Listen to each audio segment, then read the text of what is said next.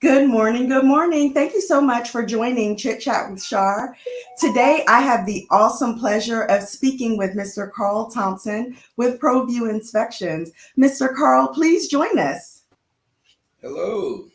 Hi. Good morning. How are you doing, sir? Well, thank you. Very well. Good. I am turning off my device here. So tell me a little bit about yourself. I have a bio for you, but tell us a little bit about yourself and how you got into the inspection business. Okay, a little bit about myself is that Dallas born, been here all my life. Um, I went to South Oak Cliff High School. Yay. Oh, congratulations on that huge win. Yes, ma'am. Thank you. Thank you. Thank you. Yeah. So once I got out of high school, I was like, want to know what I want to do, what I want to be. And I decided that I'm going to go to air conditioning and heating and get my degree there. And so Okay. that's what I did. I went to Cedar Valley College in Lancaster and got my degree in air conditioning, heating, and refrigeration. And I started working in that field and before I decided to start my own business. Then I started my own business in air conditioning, heating, and refrigeration, as well as I was doing light plumbing and light electrical work. And this is in the mid 80s, mid to late 80s. And so I did that up until close to 2000. And Okay. I had the opportunity to start working on air conditioning units in a commercial building.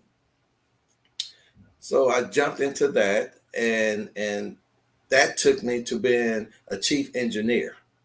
A chief Okay. engineer is the person who oversee commercial building. You oversee the maintenance department. You oversee construction and build out, tenant build outs.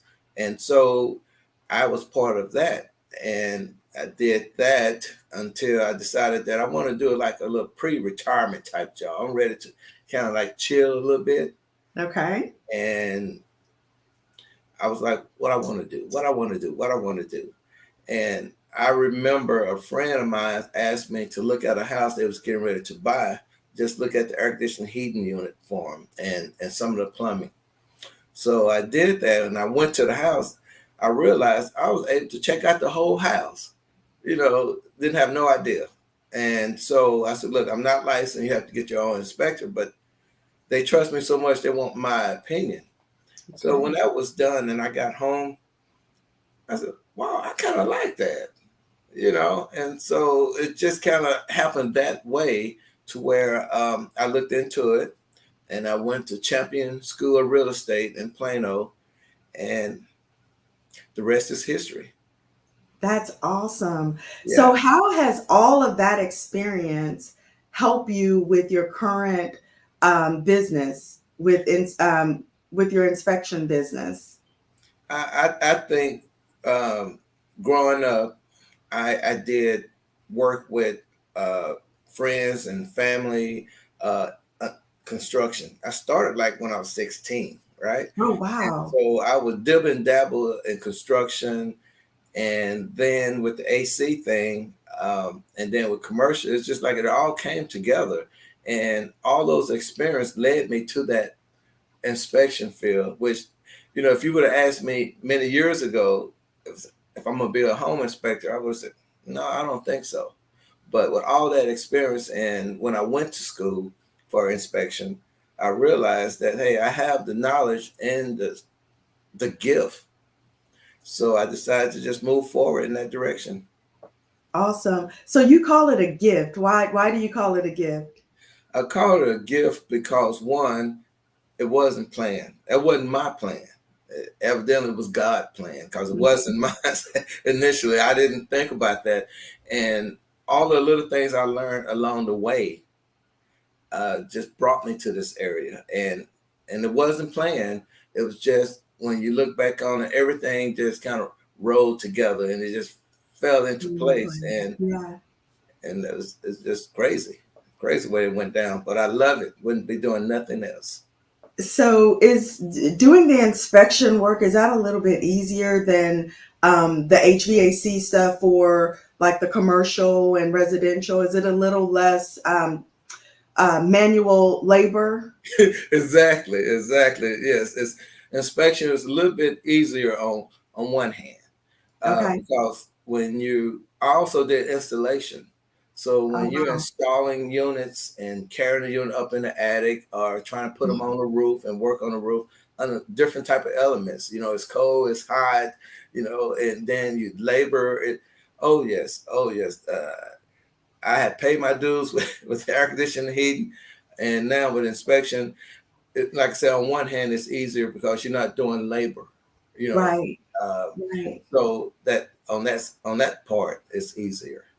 Nice. Yeah, Nice. So you've been an inspector for how long? Tell me how long you've been in 7 years, inspection. going on 7 years.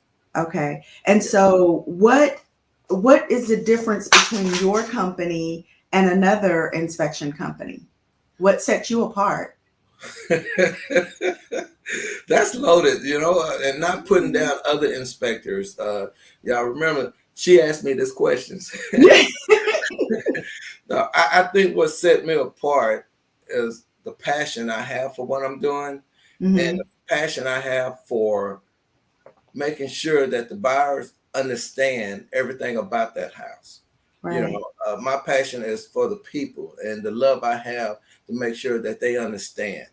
I think that separate me from them. It's the passion I have to make sure when they walk away from me, they know what they're getting into because it's their biggest investment of their life.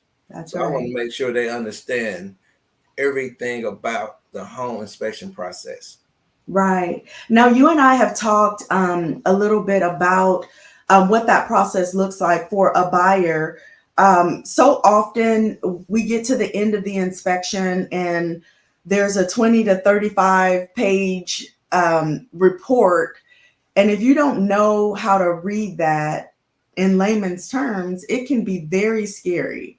So, you and I have talked about how you will go through this report with the buyers and help them to understand that, what's a deal breaker, what's not a deal breaker, what's cosmetic, what's, safety. I think that's really important. So, you talked about passion, you talked about it being a gift.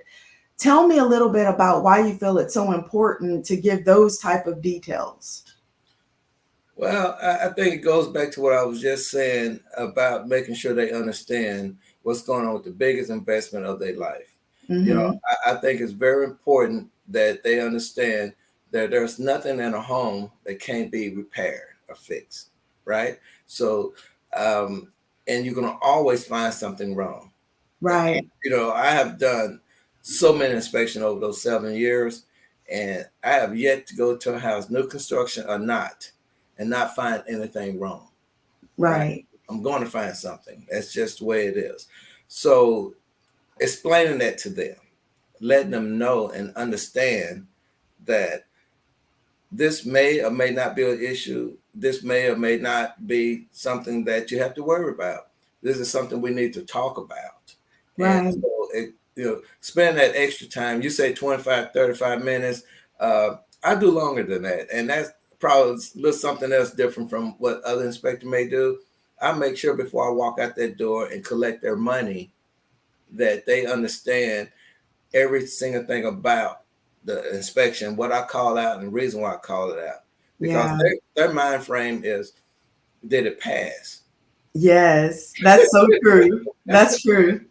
And I let them know it's not a pass or fail, because in my eyes, every home pass. It's just a matter of understanding what's going on and what you need to do, as far as thinking about the repairs. Right. And a lot of things that we call out, it starts from the smallest thing all the way up to the big things. And so Right. it's just a matter of getting those taken care of. And I want to make sure they understand each and everything that we call out in that 20-25 page report. Yeah. Yeah. Yeah. That I mean that I remember being a brand new agent and getting, having the opportunity to look at an inspection report and just remember thinking like we no one really talked to me about this part of it. Hmm. And so I was fortunate enough to have an inspector who helped me to really understand that as a real estate agent. because I think a lot of agents, that's something that, we know it needs to be done, but then actually going through the process is a totally different thing. And I just remember looking at this like, what is this? This is a lot. And I had to go back and recall when I bought my house, like, I don't remember buying this. Like, my first home was a new construction, it was new build. So we didn't go through the inspection process. Second and third home, I just didn't recall going through that process. And then our fourth home, because I was in real estate and was a little bit more versed, it all made sense at that point. Mhm. But my goodness, it's something. So how do you help real estate agents, especially brand new agents, to kind of understand what this report is and how they can deliver it to their clients? Okay, I think the first thing is that when I'm at the house, and a lot of times some of the realtors show up at the inspection at the end as well. Yeah. Right? And as I'm going through my presentation, I make sure they understand that once I'm done here, our relationship do not start. I mean, I'm sorry, does not end just because I'm taking your money. It starts here. Okay. So I let them know that, hey, you can call me. We can chat if you have any question, concerns about it. The report, once you receive the report, if you have any questions you need. And I said, that goes to you, for you too, realtor, Miss Realtor lady, man. You can always call me. And I know the ones who's new, who've been in the game for a while, who's new or whatnot. So they call me and we Yeah. talk about it. And I want to explain to them, there are things, for example, foundation. um, they say, okay, they have a lifetime warranty. That's just one documentation.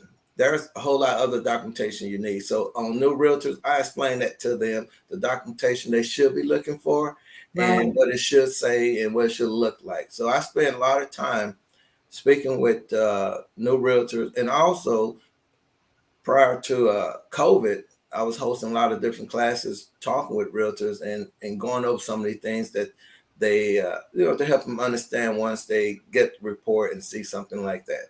Yeah, that's important. Yeah. You mentioned doing inspections on new constructions. Talk to us a little bit about that, because some people don't feel like you need to do an inspection on a new construction property. Yeah, I think that, I'm not saying this because I'm an inspector, but I really believe that it's necessary because those are human beings doing the work at the house. Yeah. And they can make mistakes. Not saying they trying to make the mistakes, but they make mistakes, and Hmm. hey, they gonna make a mistake. That's why you call a third party to come out and do the inspection to make sure that it's all good. I Yes. believe that it should be because you want to catch those things on the front end and at Right. least understand what's going on the front end, Hmm. opposed to after that 1 year warranty is up, and then you're like, okay, I have this issue now. Now you're gonna have this issue ongoing or whatever throughout the duration of you living at home. So to Right. know at the very beginning, and you can address, at least you have an idea, you know what's going on, then you can make a good sound decision. Got it. So, does your company offer phased inspections? I do phase inspection. I do all of inspections. I do all three of the phase inspection. I do the 12-month warranty. Of course, new construction. I also do commercial construction inspection. I do it all. Anything that has inspection on the end of it, You do it.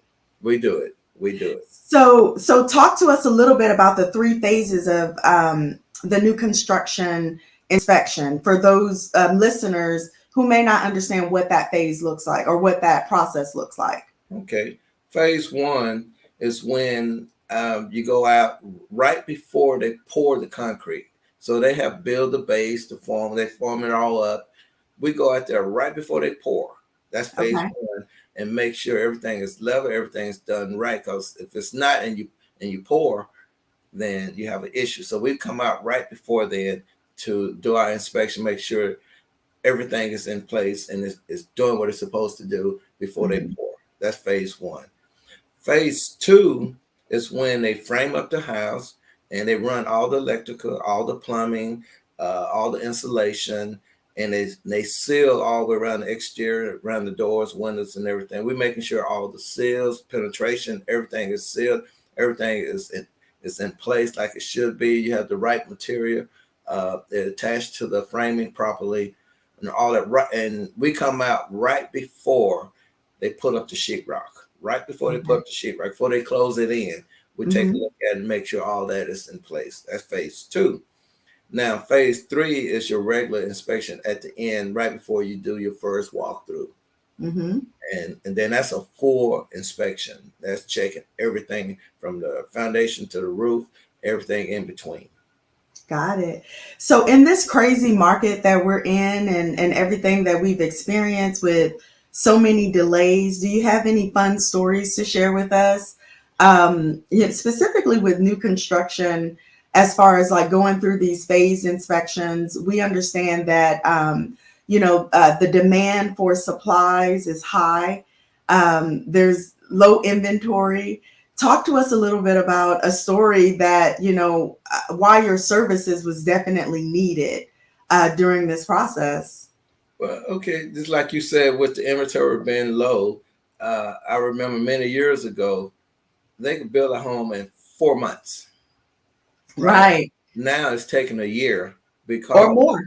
yeah, longer, of course, Mhm. because some of the stuff are on back order, Right. and then they're spreading these guys real thin because there's a big demand right now for construction, new construction. So those guys are stretched really thin, and they're just working their tail off and trying to make it happen. And so when you have to shut down one project because it's on back order, and then the buyers are calling me and saying, "Hey, they doing this and that. Is it correct? Is it right? Is it wrong? Who should I be able to talk to?" I get a lot of things thrown my way. It's like, wait a minute, this is above my pay grade. You talking to the wrong person. You need to start with your realtor first. You know, Right. and go there. But I get some crazy stories. But I tell you, um, I remember one time in a new construction, I was in a master bathroom Okay. and I ran the tub. And then I heard water coming up out of the toilet. And I had Mm. turned on the shower as well. And then water was flowing out the shower Oh drain. wow. Yes, it was. And then when I shut the toilet off, when I turned the toilet off, water was still coming up out the shower drain and almost over the lip. And I'm like, Oh, wait a minute. And the water was coming up out of the toilet and the shower drain. something So was wrong. yeah. Yeah, something was wrong. And so it was a little nerve wracking because I'm like, oh, I'm going to have to clean up a whole lot. I have to get my wet vac out and do a lot of cleaning. So it wasn't fun at the time because I had to stop and spend time on cleaning up the mess. So Right. it wasn't fun. Then looking back on it, it was good that it happened, and so I was able to explain to them what was going on, and they was able to get in front of and get it taken care of before they moved in. Got it. So in that case, what was happening? What happened? Well, there evidently was something in the main drain line that was clogged, backed up, was backing up the water. Something got in there. Sometimes those guys, when they cleaning up, things fall into the drain line. Yeah. And so Mm. then it backs the water up. So at some point, somewhere down the road, there was a blockage, Got and it. and evidently they got it taken care of. But there Right. was a blockage in there, and it could have just been trash and whatnot when those guys work and they clean up things accidentally fall into the drain. Yeah, that Got would be it. my guess. Got it. Got it. Yeah, I know those crews, like you said, the skilled labor force is well, the workforce in general, right now is just something else. Mhm. It's striking to see the amount of people that don't want to work. That's true. Um, and not. And I think there's a lot of factors that contribute to that fact that people are not working. Um, but with that, the lack in skilled labor force, it makes sense that something like that could happen. because they're rushing to get to the next job so that they can meet their deadlines and Right. quotas for the builders. So it's a trickle down effect, especially when we have lack of inventory, the supplies on back order, and things of that nature. Everybody is trying their best to do what they can. And sometimes a lot of things are overlooked, Yes. especially in that workforce. Speaking of workforce, have you seen the new Amazon commercial? It's the Amazon commercial is called "You're Hired," No, I and haven't seen that. you got to go Google it. It's very eye opening. And so basically, what happens in this commercial is you have all different people from all walks of life, and they're just giving their demands to the employer Wow. about what they want. I mean, it's serious. It's very Ooh. eye opening. So, all different walks of life. You have one lady who says, "I can't come in early and I can't stay late."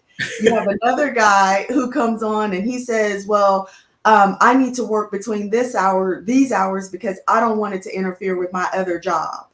Another guy comes in and says, "Well, I would like for the company to pay for my tuition reimbursement for Oh, school, all of it." And it's just like, wow. And at the end of the commercial, Amazon says, "You're hired." they don't have a choice.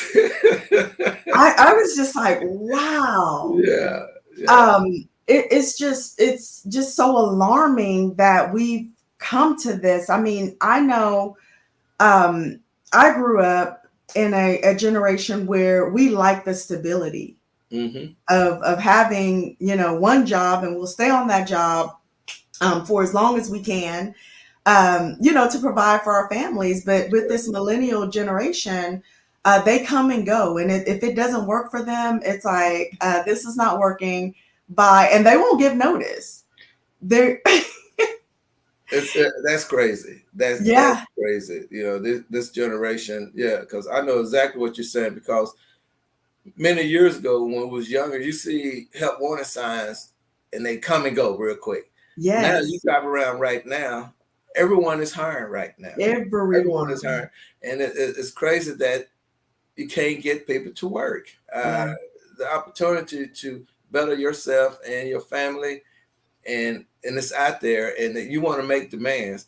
And it's sad that some of these companies have to take that in order to get them in the door. yeah. That's sad. But it's so true. It is, and it's kind of scary because it's like, okay, where are we going? As far as companies Mhm. having a steady and stable workforce. Yeah, when you talk about that, because if you making demands, before you even get hired, how are you going to carry yourself in that job from day to day? Are you going to continue to make demands while you're there? I'm not going to do this today. Yes, You're going to get away with it. yeah, And yeah, so you have to be careful, because if you allow them to start with that, then you can't control them once they up in that job and they decide, hey, I'm not coming to work today because I'm going to hang out with my friends. just don't feel like it. Yeah, I don't feel like. And then you said, okay, well, then you can't build your own business. Now your company is still having a problem. You had Right, a problem looking for someone. Now you got them, and you still have a problem because right, they calling the shots. yeah, You have $1 billion company, and you letting this worker here tell you what he's going to do and not do. That- yeah. That's crazy. Back in the day, That would never happen. never, never. Never. I mean, the thought of, you making demands, and I could just imagine what some of these resumes look like. Yeah, really. It's crazy. They probably just have one job on there. That's all I need. You take it or leave Right, it. right, right. Or multiple jobs for a short period of time Yeah, because they come and go. And it's like, okay, yeah, I like this job until something else better and shinier comes through. And then, I'm on to the next thing. So that's a harsh reality that we're looking at right now. yeah. And it's sad. And it really just makes me wonder, how is this going to affect our economy. How is this going to affect the housing market, Mhm. the workforce? Like, it's again a trickle down effect. If you have so many people who are not willing to work, or if they do work, they have terms and conditions for which they're going That's to work crazy. with. And that is crazy. Like you said, it's a trickle down effect. And we feeling some of that right now when we go to these stores and these shelves are empty, you Yeah. know, or you go to a restaurant and they have enough people to wait on you. So it's taking a little bit longer. So it is affecting us right now. And it may get worse if something doesn't change. Right. You know, if Right. something doesn't change, we're gonna be like, wow, go to a store and it's like the whole shelf is empty. You Yeah. know, and you say, "Excuse me, I need some help." There's no one around to help you. You And know. if they're telling you that when they want to work and how they want to work, can you imagine what the customer service is Oh, like? customer service gonna be trash. You know, because you turn around, "Excuse me, can you help me here?" No. Yeah, what does this look like? I didn't come here to work. Yeah, I just come here to get paid. Yeah. I mean, it's really scary when you think about it. Like, what do you think has contributed to this point? Like, sometimes I think that it's COVID and people being, sheltered in place for that extended amount of time, people losing jobs during that amount of time. I think that personally, and I'm not an economist Mhm. or anything like that, but personally, I think that it was an awakening for a lot of people to start honing in on their own gifts and Mhm. hobbies, and so I think we have an emergence of entrepreneurs, new entrepreneurs who are taking risk and getting into real estate, getting into inspection, doing jobs that where they are their own boss. Yeah, a lot of people want that, but you have to build your base first. You just can't jump right in it, That's true. And I think that COVID has something to do with it. Yeah. Also, when they did unemployment check and they gave them a little bit more money, and they said, Yes. "Wow, this here is giving me more than if I was working on a job, That's some true. jobs." And Hmm. so they set on that, Yeah. and they milked that thing, and in the process, we as consumers need them at work, so Yeah. we can go to a store or whatever the case may be and have that service that we should have, Right. so yeah, I don't know how we're gonna fix that. You know, I don't know what they can do to change that around, but I think that something needs to be done, and then each person, their family member, really talk to them and ask them, what do you want to do, in life? What you want to be, uh, Hmm. and what is your plan? And let me take Right. a look at your plan. Let me help you with a plan, because it's okay if you go from job to job to try to find your niche. Find Right. what you really like and what you want to be. It's okay to go through that, but understand that, allow it to be a stepping stone. Each job to be a stepping stone to get Right. to where you want to be. Now you're building your foundation, and just like a house, you start with the foundation first, That's and you correct. build it up, and then you're sitting on top of the world if you do it correctly. But Right. if you just bouncing around and you're all over the place, and if all our young people is doing that, yeah, it's gonna look real funny here in the next 15, 20 years. It's gonna be odd, and so we really need to change this, turn this thing around, and try to help the young people understand the importance of being on the job, and Hmm. and building your brand, and find out what you want to do, what you want to be, and become that, and become the Right. best person in that field. Char, do Absolutely. you mind? I got a question for Carl. You mind if, or both of you really? You mind if I jump in real quick? Yeah, jump in. Absolutely. So, Carl, what what do you think our media and our political system, both sides, Republicans and Democrats, Oh, do you think they play a role in creating unrealistic expectations for the younger people that we deserve more and should only have to work less or when we want to. I mean, I see things like, let me give you an example. Taking out $100,000 in student loans to get a degree that most people in that university know is not going to pay you enough money to pay that loan back. That's creating a burden on those kids, and I call them kids because they're young enough to be grandchildren right now.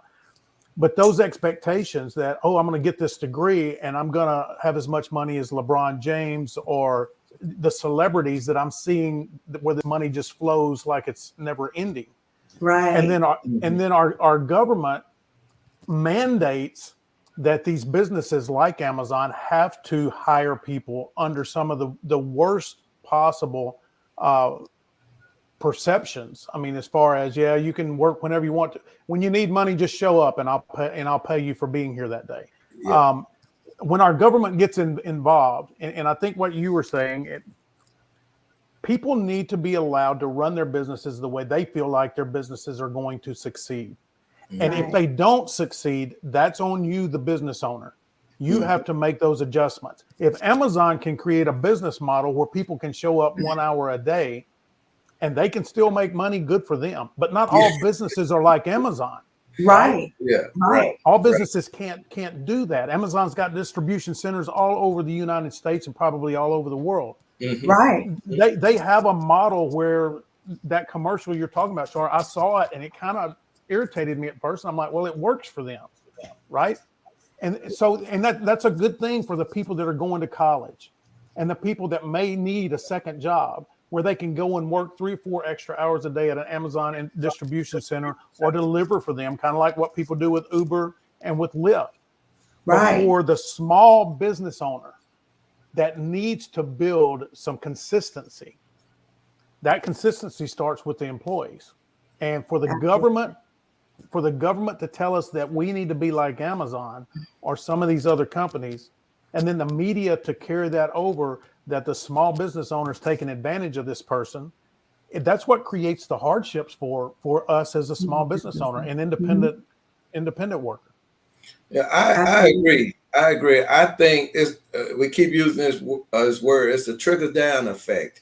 I think that our government, Republican and Democrat, the guys are on 2 different agenda. They so far right, so far left, to a point to where it's confusing for the people in our country here to understand what direction we're going in when they are so far apart and just bickering on every little thing. So we don't have our government leading us down one road. Right. Every politician seems like they have their own agenda. And so it makes it confusing for people looking for that help to come trickle down to give them some type of guideline, some type of avenue that they can go, because it's all over the place. And and when you talk about colleges, my daughter is 10 years older than my son. She went to college, got a degree, and then we looked at the money that we owed. Like, wow. So my son said he wanted to go to college too. I said, okay, hey man, have you ever considered community college? He said, no, I want to go with my sister there. I want to go to a university, because I'm thinking, I know my daughter, she had changed her major when she was in college. And of course, she's not even working in the field that her degree is in. And same with my son. So he wanted to go to a 4-year college. He wanted to be, living on, on the campus and do all the things that his sister did. And so I look at that at the end and I'm like, wow, from her time to his time, the money just shot straight up what the universities are asking for. And to your point, they not in that field. And I went to a community college, and I got to where I wanted to be a lot faster and with less overhead for as paying for school. So I think it's just education, it's getting into the kids' head and showing them different scenarios and let them understand, if you go this route, this is where it might lead you. But if you go this route, this is where it might lead you. And we're not getting that from up top. So I think it'll take all of us to try to reach out and extend our hand and knowledge and talk to those kids and let them know that, hey, look, right now our government system is it's broke. It's It's broke. broke. For Yeah. sure. And, In a lot of ways. yeah, and so we who have the knowledge and understanding need to get in the kids' ear and hopefully make a change, about one kid at a time. Right. Yeah. That's my thought. Well, you Yeah. let me tell you something. Let me give you a little bit of irony. That 18-year-old, 19, 20, 21, 22-year-old kid out of high school can get a 25,000 to maybe more year loan, right? Borrow Hmm. 25,000 to go to college this year, 25 to go next year. So you can borrow $125,000 to go to school. Hmm. But take the same kid to come out and try to get a loan to open a business at that age.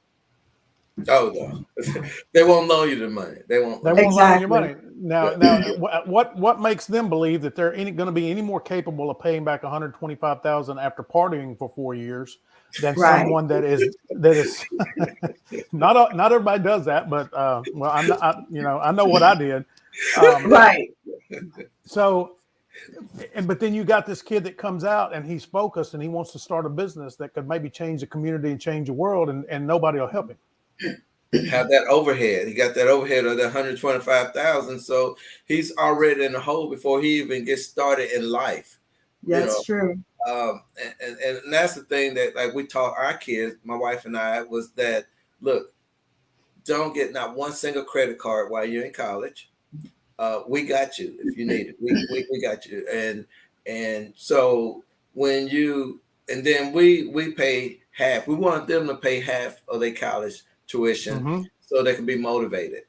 And Yeah. because my thought was at first that I'll pay it. My wife said no, they're gonna have to pay something. And then it was a good idea. She was right because they pay half, then we pay half. So it gave them a incentive to get in and get out, and that's what That's happened. right. And they worked with my daughter. Then when my son went, it worked with him, and so we can help them so they won't have that big overhead. So what would have been 100,000, turn out to be for them maybe 40, Mm-hmm. Yeah. and Yeah. so that give them, and my daughter paid hers off, Yeah. and so it's one of those deals where if you have to try to help them get in front of all that mess, and Right. then Right. give them an opportunity because they get credit cards and then they have that tuition over their head too. They starting in a hole that they may not even get themselves out of. Yeah. Yeah. Yeah. So I was reading an article last week. This guy went to school to be a chiropractor, and I've worked some on student loans, helping people get out of default and stuff like that. And this guy actually, his student loans were $253,000 when he graduated from chiropractic school. He has Wow. not, because he had to buy all of his equipment, right? He had to set up his practice and everything like that. So that's more debt that he's gotten into, and he's having to pay that back. So he's had to basically go into forbearance for his student loans. Well, people don't realize that you start paying interest on top of interest when you do forbearance. So now that 253,000 has actually doubled. He owes $500,000 in student Wow. loans right now, and now he cannot afford to pay it back. And Wow. That's so right. there needs to be. I mean, I know that in some cases, even getting a home, you've got to go through. Before you get a home loan, you got to take some courses, and you got to understand, finance a little bit better than maybe you did before you bought a home. There needs to be some education on these student loans and what the impact's going to be when you graduate, and if you don't find something in your career. And they're not telling them that. They're just they're dumping the money in the account. And it's kind of like what you said, Carl, about community college. I had a friend that went to one of the larger schools here in Texas. I won't call the name, but it's out in Lubbock. They have a lazy river on campus. Wow. Wow. Now, why? Explain to me I get it. That's very attractive for, you all right, I'm coming out of high school. I'm going to go live at a resort and go to class every day. Mhm. But you're paying for Right. that resort. You're not paying for the education. You're paying for all the fluff. That's right. That's right. That's right. And you know, some of those classes that they asked them to take to fulfill those credit hours um, doesn't make sense to me too. Because I know my kids, they had classes that didn't even. It wasn't even part of. Relevant. Yeah, it wasn't. But it was something that the school, Required. requires, and that's make more money for the college. I mean, for the Mm-hmm. Mhm. college, and it's not helping the kids. So yeah, the system is broke when it comes to that. But I think government needs to mandate that. They need to oversee that, and I education board and our government system need to really look into that and try to break that thing down. But then you're talking about them fighting against a whole bunch of people with a whole lot of money, and they Mm-hmm. enjoy getting this money and preying on young people and family all to continue to get rich, and they're not gonna let anybody come in and change that system up. No, You know it's what? That's a working. great. Go ahead, Charmaine. I was just going to say it's working for them. So what is the incentive for it to be fixed? There's nothing That's correct. broken in their eyes. It's broken to the people that have to deal with the system. And That's when you good. have people at the top making decisions for people at the bottom who Yeah. they have probably never even experienced Hmm. some of the hardships and some of the things that people are going through at the bottom, they're making a decision, oh, I think we should do this. And that, I mean, that's, I think, where we have the issue. And Carl, to your point, the bickering back and forth is not doing anything for any of us. Hmm. Hmm. And Lyndon, you and I have had this conversation before as Mm-hmm. well. When it all boils down to it, we all want the same thing for our family. We all want the same things. There's no difference from Carl, from you, Lyndon, from you, and myself. We all Right. want the same things. When it boils down to it, we want security. We Hmm. want safety. We want to be able to have our kids to get a great education so they can better their future. Um, we want to be able to walk outside of our door and know that we're not going to see a crime right before us. Right. That's correct. And we want to So know that when we go to work every day, whether we're working for someone or we're working for ourselves, that the That's effort correct. that we put in is going to be rewarded, and we're going to be able to get ahead because of that effort.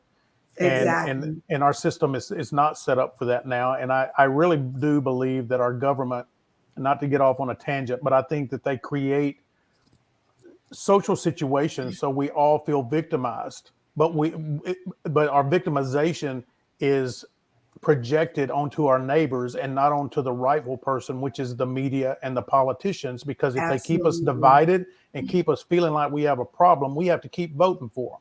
The minute Yes, problems are solved, we don't need politics anymore because we're absolutely. happy and we're going to get along all by ourselves. And that frustrates me Absolutely. to no end because they are dividing us and they don't realize that just what you said, Char, if they left us alone, if the media just shut up, we would all get along, go to work every day, love our families, take care of our families, and we'd be just fine. And take care of each other. We would take care I of We was each about would other. to say that. I was about to say you that. yeah, there wouldn't be any enemies, right? No, Because we right, all agree that we want the same things. Hmm. right, And so it's exactly. not going to be a problem for me to lend a hand to help you to get to the next level. Right. That's That's right. right.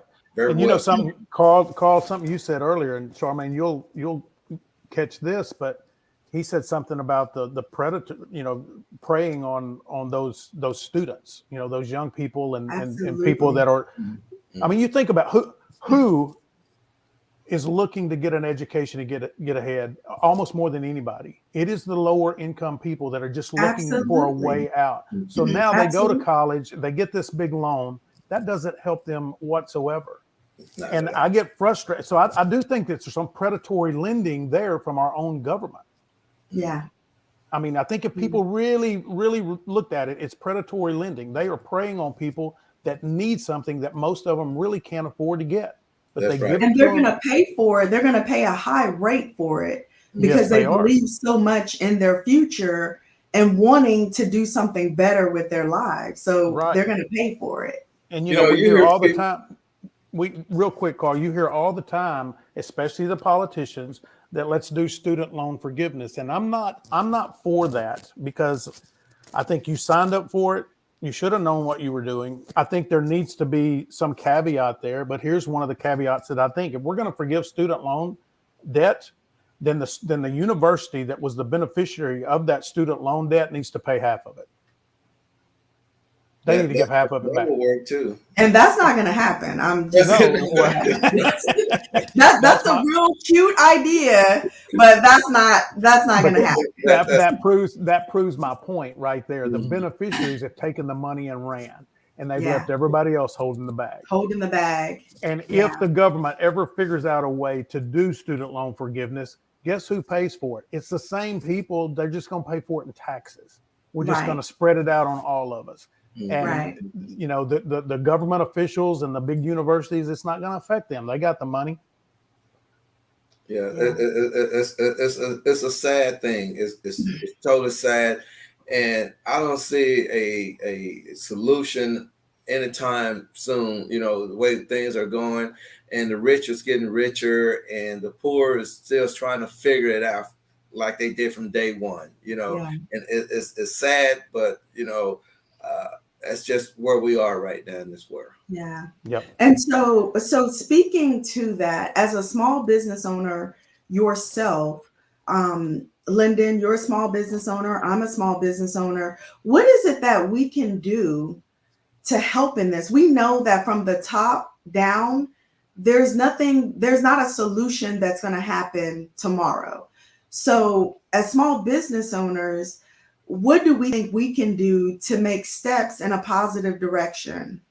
I think that, you know, like Charmaine, you and I, we are out and about. Yes. And we meet people every day, all day. Yeah. And if you can meet someone and have a conversation with them and share your knowledge, and let them know that if they want to have a continued conversation with you, here's my number, here's my card. You know, call me, let's sit and talk. If you know, if your parents want to be there or whatever. I used to mentor kids. I started like when I was 16. Then I started coaching them, and then I got married and had some kids. Then I started back mentoring again. So I'm always wanting to meet a young man, talk to him, and try to drop a little nugget here or there. And not all of them is receiving it, you know. But if you get one that like, oh wow, you know, then you talk to that kid, you know, and you try to help that kid, because they have to understand that it starts. You can't. It's not. This world is not like it looked like it's microwave that things can happen right away. Yeah. You have to start from the bottom and build your foundation and put a plan together and look at that plan, make sure that plan is right, and then execute that plan. Right. You know? And then along the way of executing that plan, you're going to have to make adjustment to that plan, because things happen, things change and move around and all that. So you just need to make adjustment to that plan, and you're not a failure if you're trying. You know, you're on a failure when you don't try. You don't try. That's right. We have to get in their ear. When you have the opportunity to do so, we have to do that. You know, I know we're all extremely busy, and I would love to mentor again. Well, I am mentoring a young man now at North Texas, in Denton. And this started when he was 15, I think. And he's getting ready to graduate University of Texas, North Texas, and then this May. And I take a lot of pride in that, because where he was and where he is now, you know, and what he had to overcome. So reaching out to someone, be able to help them and show them. You can't help them all, but if you have one or two young kids, he might talk to his friends. His friends see what he's doing, like, man, how did you get there? You know? So we have to do it ourselves. We can't expect the government or anyone else to come down this far down. They can't see this far down.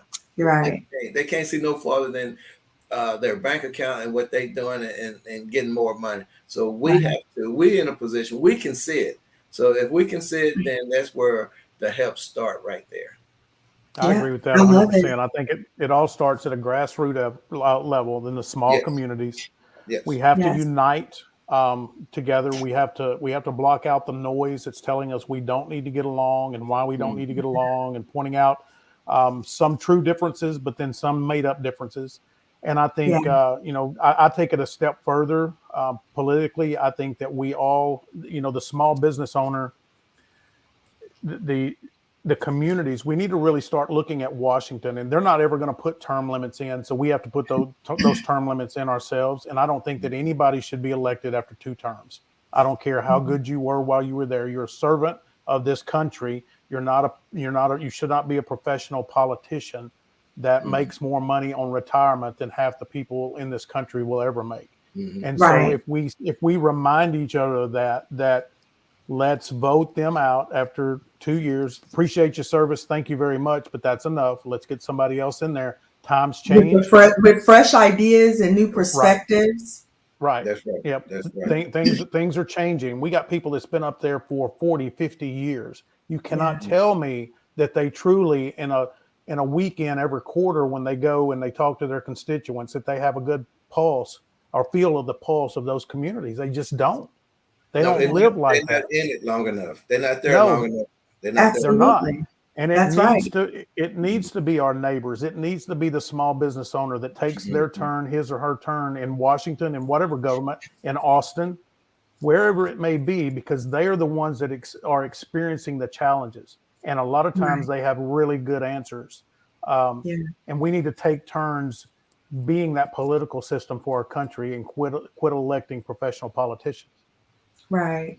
Well, and I think that what we're all trying to say here is that we have to get involved on our levels, which is in the community, Mhm. in order to affect change on a bigger level. And it's going to take more than me, more than you, Carl, more than you, Lyndon.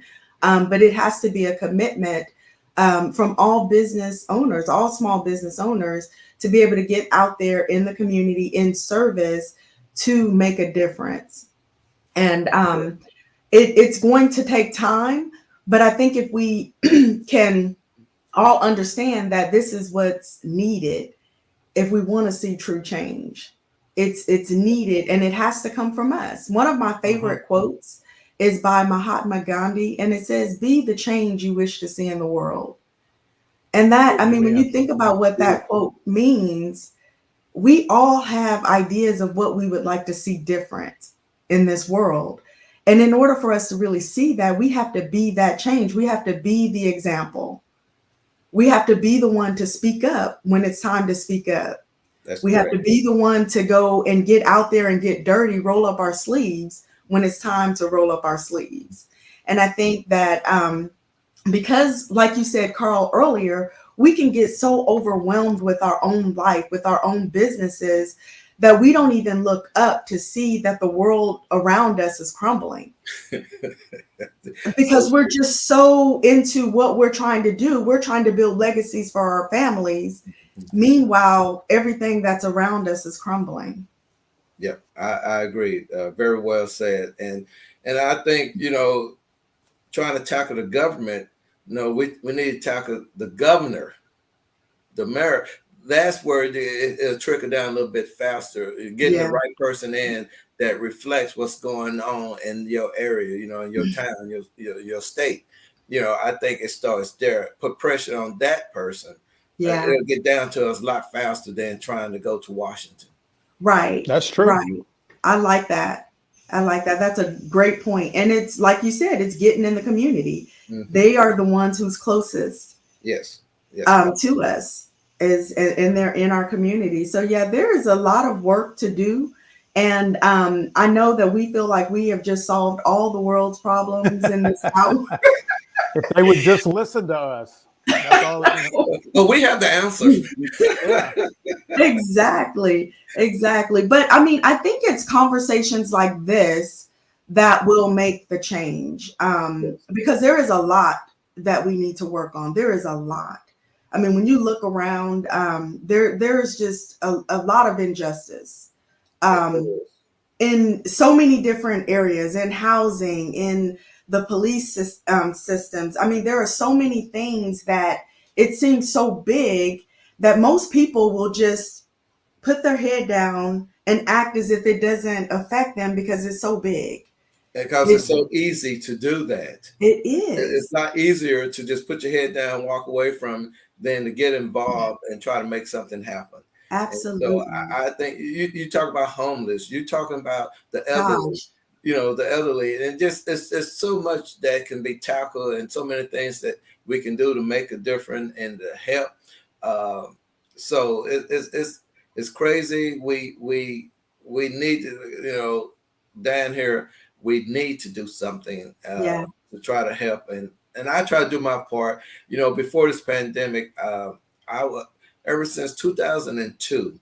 I would do like an angel tree, and I reach out to little kids. I go to a elementary school, Yes. and I bless those kids with gifts every year. Hmm. I bless family. I do giveaways. I work with people to go into the senior living center and give things to the seniors and things like that. As a small business person, I was doing it before I had my own business. That was just in my heart to do so. Right. And I just believe those little things like that, if more people would do little things like that, you have been a blessing to some people who is in a situation at that moment, and they can't find their way out. But being a blessing to them can lift them up, and Yes. then now they can be a blessing, Yes. or when you're giving tours and gifts to young kids, and they see this person who's not even in my family.